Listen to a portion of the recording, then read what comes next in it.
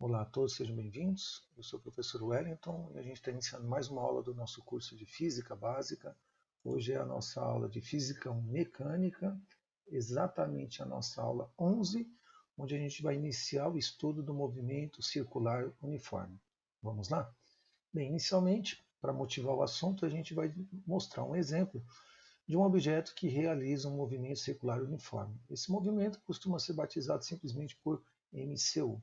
Um exemplo desse movimento seria exatamente um ponto de uma hélice que está em movimento. Então, se eu pegar, por exemplo, aqui a hélice desse catavento, esse ponto aqui, se nós acompanharmos o movimento dele, ele descreve exatamente o movimento circular.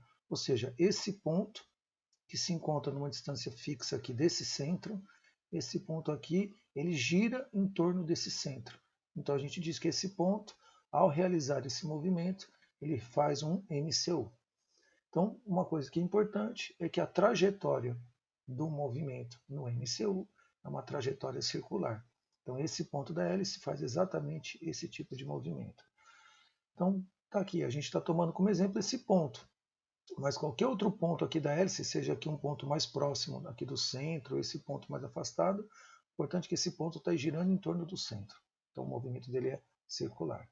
Outra coisa importante é que esse ponto está separado aqui desse centro por uma distância. Essa distância fixa aqui é o que a gente chama de raio da trajetória. Então todo objeto que estiver girando, que estiver executando o MCU, ele sempre vai ter um raio que caracteriza essa trajetória.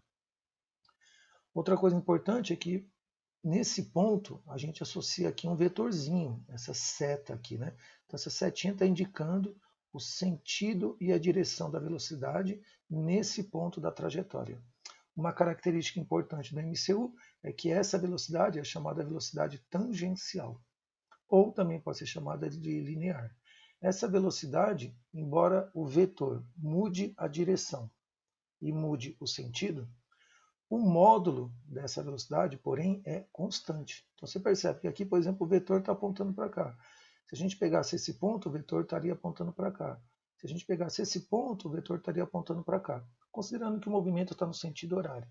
Mas em qualquer ponto aqui que nós pegarmos sobre a trajetória, o módulo da velocidade, o módulo é simplesmente o valor da velocidade, nesse ponto o módulo é sempre constante. Então isso é uma característica do MCU.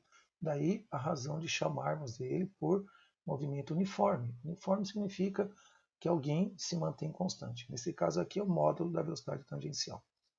Então, para a gente fazer esse estudo, a gente vai dividir esse estudo em duas partes. Primeiro, que é o que a gente vai fazer nessa parte 1, a gente vai estudar as grandezas cinemáticas do MCU. Posteriormente, na parte 2, a gente vai ver como é que fica isso em termos da dinâmica do movimento, ou seja, como é que seria o estudo das forças aplicadas ao MCU. Mas na aula de hoje a gente vai estudar a parte da cinemática. Então, a primeira grandeza cinemática que a gente vai caracterizar é a velocidade tangencial, que a gente chama aqui pelo v. Então, essa velocidade tangencial, a gente pode imaginar o seguinte: como o movimento é uniforme, então significa que a velocidade em cada ponto aqui dessa trajetória ela é constante. Então, a velocidade ela é constante. Se ela é constante, então essa velocidade instantânea ela coincide com a velocidade média. Sempre que a gente tem alguém sendo constante, essas duas velocidades coincidem, a instantânea com a média. E como calcular a velocidade nesse ponto aqui? Então, se a gente acompanhasse o movimento desse ponto ao longo de uma volta completa, então a velocidade seria ΔS por ΔT. O ΔS corresponde exatamente ao comprimento que eu percorri quando eu dei uma volta completa. Então, esse ΔS é exatamente o comprimento da circunferência. Quando eu saio desse ponto e dou uma volta completa, eu percorri 2πr. Aqui no caso, o r é o raio da trajetória, exatamente a distância desse ponto até o centro do movimento, dividido pelo ΔT. E aqui o ΔT seria o tempo que eu gasto para dar exatamente essa volta. Tudo bem? Então, isso aqui é o que nos permite calcular a velocidade com que o objeto se encontra naquele ponto da trajetória. Lembrando que aqui o vetorzinho é sempre tangente e o módulo dele é determinado dessa maneira. Tá? O raio aqui da trajetória é medido em metros e esse ΔT é o tempo, o intervalo de tempo que eu gasto para dar essa volta, medido em segundos. Então, a nossa velocidade aqui vai ser, obviamente, metro por segundo, usando o sistema internacional. A segunda grandeza que a gente vai caracterizar é o período do movimento. O período nada mais é do que o tempo que eu gasto para executar uma volta completa. Então, quando eu saio desse ponto, percorro o movimento em cima dessa linha imaginária, né, que é a nossa trajetória, e retorno até esse ponto, eu dei uma volta completa. Quando eu dou uma volta completa, esse tempo que eu gasto a gente vai chamar de período. E o período é representado pela letra T maiúscula. Então, voltando aqui na nossa definição, se velocidade é 2πr sobre ΔT, e esse ΔT é pensado para uma volta completa, então esse ΔT vai ser escrito simplesmente como T. Então, a nossa velocidade tangencial, que também pode ser chamada simplesmente por linear, é 2πr sobre T. Para facilitar a nossa discussão, a gente vai ter sempre em mente, para facilitar esse estudo, que a gente vai sempre estar pensando em uma volta completa. Então, para uma volta completa, isso aqui é o período, é o tempo que eu gasto. Tá? Vamos, então, olhar isso de uma outra maneira. Quando a gente olha para isso, uma outra situação que representa exatamente isso que está acontecendo seria, por exemplo, um objeto onde eu conecto ele, amarro ele no barbante e começo a girar ele com o auxílio da minha mão. Então, a minha mão vai executando esse movimento. Só que quando a gente executa esse movimento, significa que quando ele sai daqui e dá uma volta completa, esse movimento depois se repete. Então, o movimento circular uniforme, ele é um exemplo de movimento repetitivo. Por quê? Porque uma vez que eu dei uma volta completa, depois eu posso dar uma segunda volta, uma terceira volta, e assim sucessivamente. Todo movimento que é repetitivo, e esse movimento a gente vai ter oportunidade de estudar ele mais adiante em outros assuntos, né? Ele tem uma grandeza física chamada frequência, para caracterizar essa questão da rotação dele em um certo intervalo de tempo. Então, o que é a frequência? A frequência está relacionada com o número de voltas que eu dou num certo tempo. Então, toda vez que eu dou uma quantidade de voltas, que a gente vai chamar por n, eu gasto um tempo para fazer isso. Se eu souber o número de voltas e dividir pelo tempo, eu tenho a frequência do movimento. Então, a gente vai definir frequência como f, e é número de voltas pelo tempo. Porém, lembrando alguns instantes atrás, eu comentei que a gente sempre vai tomar como referência, para facilitar o nosso estudo, uma volta completa. Para uma volta completa, então significa que esse n vale 1. Então aqui o n é 1, uma volta. E o ΔT, quando eu dou uma volta completa, é o período. Então o ΔT é o período. Substituindo essas informações aqui, a gente chega na famosa relação de que frequência, colocando 1 aqui e o t aqui, é 1 sobre t. Ou a gente costuma dizer que a frequência é o inverso do período. Tá bem? Então, dado o período em segundos, eu substituo aqui o período e eu calculo a frequência. Essa frequência, a unidade de medida dela vai ser 1 sobre o tempo. O tempo é segundo, então fica 1 sobre segundo. Se eu jogar aqui o segundo para cima, fica segundo menos 1. Só que a gente batiza isso na física de Hertz. Então, a unidade oficial de frequência no sistema internacional é o Hertz. Então, quando eu digo lá que a minha frequência é de 60 Hz, então significa que eu estou tendo um ciclo, né, de 60 voltas a cada segundo. Tá bom? Continuando aqui então, vamos passar aqui para uma observação importante. Primeira observação é que se a frequência é definida como 1 sobre t, então se a gente voltar aqui na equaçãozinha da velocidade tangencial, 2πr sobre t, a gente pode substituir esse 1 sobre t pela frequência. Então perceba que aqui eu mantive o 2πr e eu substituí o 1 sobre t pela frequência. Perceba que essas equações elas são exatamente a mesma, ou seja, elas fornecem o mesmo resultado que a velocidade tangencial. Porém, aqui eu estou calculando em função do período, aqui eu estou calculando em função da frequência. Ok? Outra coisa importante, uma observação 2, é que a gente sempre tem que tomar cuidado com as unidades que a gente está usando. No caso, a gente está sempre trabalhando no sistema internacional. Portanto, o raio da trajetória, esse raio aqui, ele vai ser medido sempre em metros. E, novamente, o raio é essa distância que vai aqui do ponto que eu peguei na trajetória até o centro do movimento. Então, essa distância fixa aqui é o que a gente chama de raio, medido em metros. Outra coisa importante, o período. Como período é um intervalo de tempo, o período é sempre medido em segundos. E o período sempre é pensado para uma volta completa. A frequência, portanto, é medida em hertz. Nada impede que você coloque segundo a menos 1. mas geralmente a gente coloca Hertz, que é a unidade oficial do Sistema Internacional. Ok? Porém, embora exista o Hertz como unidade oficial, é muito comum a gente usar outras unidades usuais para frequência, como, por exemplo, o RPS e o RPM. O RPS significa rotação por segundo. Cada 1 RPS é o equivalente a 1 Hz, porque aqui eu estou dando uma volta e estou gastando 1 segundo. Se eu dou uma volta e gasto 1 segundo, 1 dividido por 1 vai dar 1 RPS, que equivale a 1 Hz. Mas existe também o RPM, e cada 1 Hz equivale a 60 RPMs. Pode parecer inicialmente estranho, mas é correto. Por quê? Porque aqui significa que eu estou dando 60 voltas em 1 minuto, que é por minuto. Então, 60 voltas em 60 segundos, que é 1 minuto, 60 por 60 vai dar 1 Hz.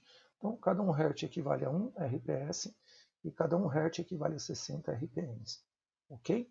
E, finalmente, a velocidade tangencial. Quando a gente usa aqui as unidades corretas, a velocidade tangencial vai ser medida em metros por segundo. Alguns livros usam a nomenclatura de velocidade tangencial, outros livros usam a nomenclatura de velocidade inicial. O importante é que ela é determinada nesse ponto da trajetória. Vamos fazer aqui um exemplo de aplicação do MCU? Então, um exemplo bem simplesinho de um objeto em MCU. Vamos considerar essa situação aqui. Você tem um objeto que consegue executar 30 voltas completas, perceber que são 30 voltas completas, num intervalo de tempo de 10 segundos. Nessa situação, eu quero saber qual é a frequência do movimento e a frequência eu quero em Hertz. Por exemplo, poderia ser exatamente a situação. Eu vou estar aqui com a minha mão, girando exatamente esse objeto, conectado aqui num barbante. Então, imagina que eu consigo, que eu seja capaz de girar esse objeto, e aqui ele está girando no sentido horário, exatamente dando 30 voltas em 10 segundos. Qual seria, nessa situação aqui, a nossa frequência do movimento? Bem, primeiramente, vamos separar os dados. Então, os dados aqui são bem óbvios. Aqui eu tenho 30 voltas, então 30 voltas seria o N é o número de voltas. O ΔT é o tempo que eu gasto para executar essas 30 voltas, 10 segundos. E aí eu quero saber finalmente qual é a frequência em Hertz, ou seja, a frequência medida na unidade do Sistema Internacional. Aqui é só a gente aplicar a definição de frequência. Frequência é número de voltas pelo tempo gasto. O número de voltas, 30 voltas, o tempo gasto, 10 segundos. Então, 30 dividido por 10 vai dar 3. E aqui vai ficar voltas por segundo, a unidade por segundo. A unidade de medida, né? Voltas por segundo. Então, significa que eu estou executando, 3 rotações por segundo. 3 voltas seriam 3 rotações por segundo. 3 rotações por segundo é a mesma coisa que 3 Hz. Tudo bem? Então, para esse movimento aqui, com essas características aqui, a frequência de rotação dele é de 3 Hz. Vamos fazer agora aqui um exemplo 2, aplicando esse conceito de frequência para motores. Todo motor, quando ele gira, ele tem um RPM. Exemplo, vamos considerar aqui um motor de indução, um motor de 2 CVs, ou seja, 2 cavalos de vapor, que ao ser ligado corretamente, ou seja, quando a gente liga ele na rede correta, ele começa a girar. E vamos considerar que a rotação máxima que ele alcança é de 1.740 RPMs. Ou seja, é um motor que tem essas características aqui. Ó. Ele tem 2 CVs e o RPM dele máximo é de 1.740 RPMs. Tudo bem? Perguntas, na verdade, qual é a frequência dele de rotação em Hertz e qual é o período de rotação dele em segundos. Então, a primeira coisa que a gente vai fazer é separar aqui os dados do problema. O dado que é relevante aqui é a frequência em RPM, 1740 RPM. E perceba que eu vou ter aqui o trabalho de converter o que está em RPM para Hertz. E depois pegar essa frequência em Hertz e transformar em tempo, ou seja, em período medido em segundos. Então aqui a gente vai, primeira coisa, tomando aqui como referência essa frequência de 1740 RPMs, RPM por minuto. Como a gente quer converter para Hertz, então basta dividir aqui por 60, por quê? Porque quando eu pego o RPM e divido por 60, a gente está transformando isso agora para segundo. E quando eu transformo isso por segundo, fica a rotação por segundo, que equivale a Hertz. Então a regrinha prática é pegar o que está em RPM, 1740, dividir por 60. Quando eu divido por 60, eu já transformo diretamente para Hertz. Então, 1740 dividido por 60 dão exatos 29 Hz. Então, peguei isso, dividi por 60 e já converti para Hertz. Então essa foi a primeira parte. A segunda parte, para a gente determinar o período, é só a gente lembrar a definição de frequência. Frequência é o inverso do período. Se eu quero o período, eu jogo o período para cá, jogo a frequência para cá, ou seja, faço essa permuta. Então o período é 1 sobre f. O f é o 29, que a gente acabou de calcular aqui, colocamos 29. Então fica 1 sobre 29 segundos. Isso aqui já seria o período. Se você quiser ter uma ideia melhor do que é isso, basta dividir 1 por 29, que vai dar esse valor aqui aproximado, de 0,0344 segundos. Isso aqui dá, se a gente andasse com a vírgula, que daria, andando aqui, 1, 2, 3, se a gente parasse a vírgula bem aqui, daria exatamente 34,4 milissegundos. Então, um tempo de rotação bem curto, ou seja, para você dar o eixo do motor dar uma volta completa, ele gasta 34,4 segundos com essa frequência de rotação de 29 Hz. Outra coisa importante que vale a pena destacar, esse movimento ele tem uma quarta grandeza cinemática, que é a velocidade angular. Além da velocidade tangencial ou linear, a gente também pode caracterizar aqui a velocidade angular. Essa velocidade angular a gente vai chamar de ômega, e ela está relacionada com a rapidez com a qual eu executo o deslocamento angular entre dois pontos num certo intervalo de tempo. Para ficar mais clara a ideia, significa que quando o meu objeto sai daqui e percorre esse deslocamento até o ponto 2, então ele sai do ponto 1 até o ponto 2, a gente pode pensar esse deslocamento em termos de ângulo, ou seja, qual foi o ângulo que eu girei? Né? Então aqui vai ter um delta θ. Esse delta θ é exatamente o nosso deslocamento angular. Só que quando eu saio desse ponto para cá, eu varro, né, um certo ângulo, e para isso eu gasto um tempo, que a gente chama de ΔT. Como a gente está considerando essa velocidade tangencial constante, então quando eu fizer essa varredura do ângulo, essa varredura também vai se dar de forma constante. Ou seja, eu vou varrer sempre o mesmo ângulo no mesmo intervalo de tempo. Então a gente diz que esse ômega, né, o ômega, a velocidade angular média, é igual à velocidade angular instantânea. Isso é típico quando o movimento é uniforme. Pergunta agora é, como calcular essa velocidade angular? Então essa velocidade angular ela vai ser calculada pegando-se Δθ, que é o ângulo que eu girei, um certo intervalo de tempo. E aqui perceber que a gente está girando para a direita, tudo bem? Mas esse ângulo, a gente tem que ter um pouquinho de atenção, porque esse ângulo ele vai ser medido em radianos. Então, se a gente medir esse ângulo aqui em radianos e o tempo em segundos, a unidade aqui da velocidade angular vai ser radianos por segundo. Então, convém a gente lembrar qual é a equivalência, né, de ângulo em graus com ângulo medido em radianos. É uma relação bem simples, por quê? Porque quando eu dou uma volta completa, eu girei 360 graus. Isso equivale a 2π radianos. Metade de 360 graus é 180. Então, a metade de 2π seria π. Metade de 180 é 90. Então, a metade de π seria π sobre 2. A metade de 90 seria 45. Então, seria π sobre 4. 60 graus equivale a π sobre 3 radianos. E metade de 60 seriam 30 graus. E aí, portanto, metade de π sobre 3 seria π sobre 6 radianos. Lembrando que um único radiano não é um ângulo pequeno. Quando eu digo que daqui para cá eu girei um radiano equivale a 57,3 graus. De onde que a gente tira isso? Fazendo uma simples regra de 3. Se 360 graus equivale a 2π, portanto, um radiano equivale a esse ângulo. Então, por uma simples regra de 3, 360 graus está para 2π, assim como um radiano vai estar para isso aqui, 57,3 graus. Ok?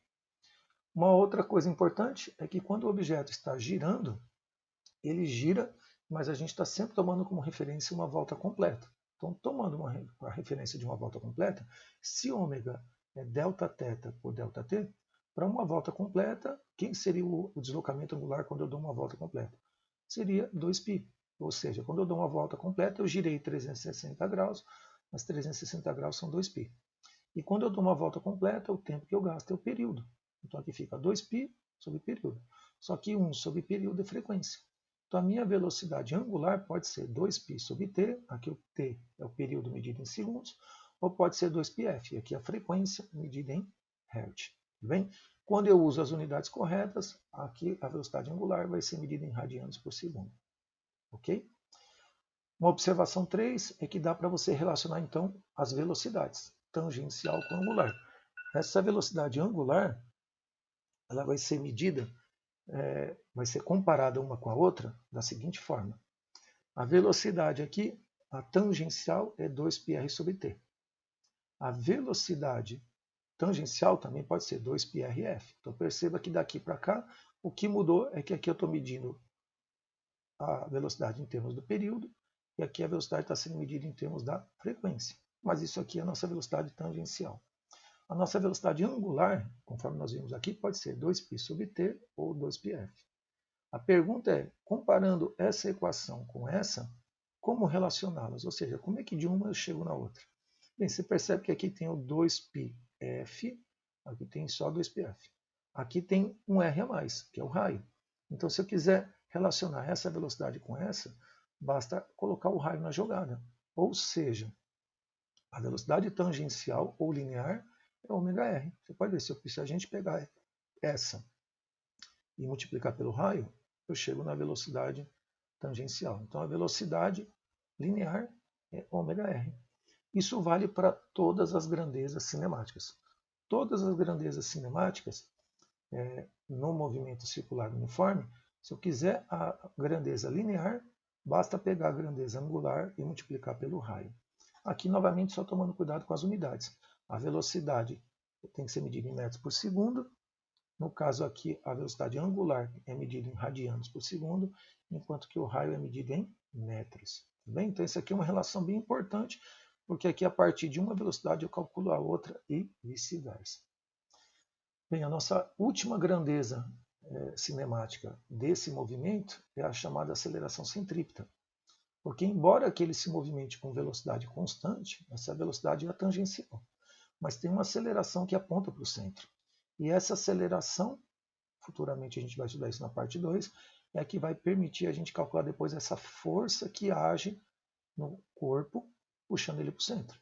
Então, onde tem uma aceleração, sempre vai ter uma força. Mas aqui a gente está interessado em apenas caracterizar essa aceleração. Essa aceleração, ela sempre aponta para o centro, não importa a posição onde o corpo se encontra. Então, na posição A, essa aceleração aponta para o centro, na posição B, essa aceleração aponta para o centro e assim por diante. Essa aceleração é chamada de aceleração centrípeta, a gente vai batizar por AC, então ela sempre aponta para o centro da trajetória, e essa aceleração ela é responsável pela mudança de direção da velocidade. Então, em vez de o objeto aqui permanecendo em linha reta, essa velocidade, esse vetor vai mudar a direção dele porque tem uma aceleração puxando para o centro. No caso, essa aceleração centrípeta, ela é calculada pegando-se velocidade ao quadrado dividido por r. Ou seja, essa velocidade é a velocidade tangencial que eu tenho aqui em cada ponto. Essa velocidade aqui é constante. Eleva ao quadrado, dividir pelo raio, eu vou ter a aceleração centrípeta. Essa aceleração, a unidade de medida dela é aquela que a gente já está acostumado no sistema internacional. Como é que a gente mede a aceleração?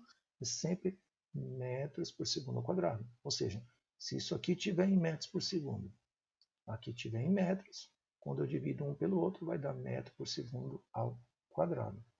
Então aqui a minha aceleração está calculada a partir da velocidade tangencial.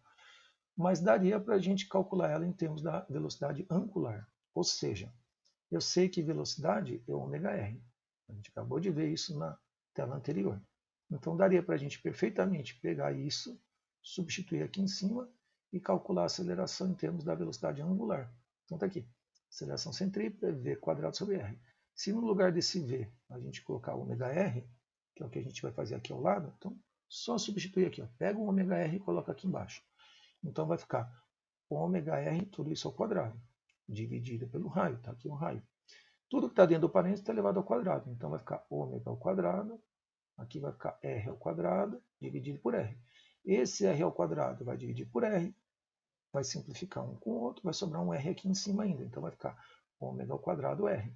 Então perceber que tanto essa equação quanto essa me permitem calcular a aceleração centrípeta. Aqui ela está em função da velocidade linear, aqui a aceleração centrípeta está em função da velocidade angular. Tudo bem? Para finalizar nossa aula, vamos fazer aqui um exemplo de uma partícula executando um movimento circular uniforme. Professor, o que é uma partícula? Uma partícula é um objeto muito pequeno, né? Poderia ser, por exemplo, um próton, girando fazendo um movimento circular. Mas existe isso na prática? Existe. Por exemplo, a gente pega os aceleradores de partícula, como por exemplo o mais famoso acelerador hoje, talvez em atividade, seja o LHC, que é um acelerador de partículas que a gente tem lá na Europa. Esse acelerador ele movimenta prótons, e os prótons ficam girando em torno de um centro. Ou seja, esses prótons vão estar fazendo um MCU.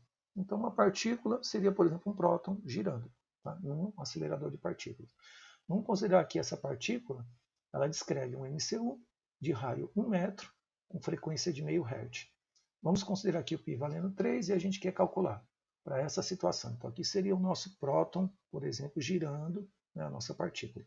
E aí eu quero calcular para esse movimento qual é o período do movimento, qual é a sua velocidade angular, qual é a velocidade tangencial, qual é a aceleração tangencial e qual é a sua aceleração centrípeta. Então vamos calcular essas 5 informações que caracterizam o movimento da partícula. Tudo bem? Perceber que essas características aqui são características cinemáticas, né? Quando eu penso na cinemática, eu penso na característica do movimento. Então, tempo que ele leva para girar, velocidade, aceleração.